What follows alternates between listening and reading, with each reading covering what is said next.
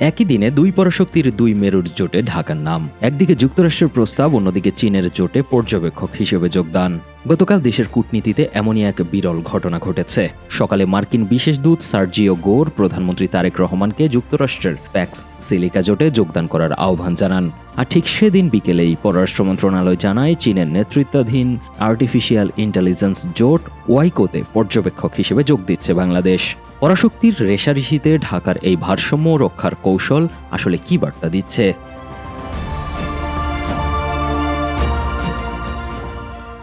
Bangla QR যেখানে নগদ payment সেখানে। সারা দেশে 10 লাখেরও বেশি মার্চেন্টে নগদে পেমেন্ট করুন খুব সহজে।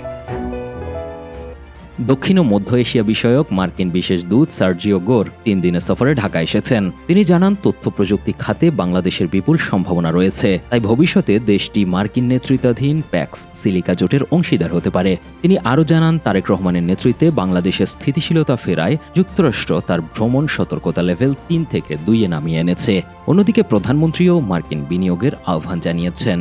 গত ডিসেম্বরে চালু হওয়া 25 দেশের প্যাক্স সিলিকা জোটের মূল লক্ষ্যই হল সেমিকন্ডাক্টর ও আর্টিফিশিয়াল ইন্টেলিজেন্স কাঠামোতে চীনের একক আধিপত্য রোধ করা। অথচ যুক্তরাষ্ট্র যখন এই প্রস্তাব দিচ্ছে, ঠিক সেই দিন বিকেলেই পররাষ্ট্র মন্ত্রণালয় জানিয়েছে চীনের সাংহাই ভিত্তিক ওয়ার্ল্ড এআই কোঅপারেশন অর্গানাইজেশন বা ওয়াইকোতে পর্যবেক্ষক হিসেবে যোগ দিচ্ছে বাংলাদেশ।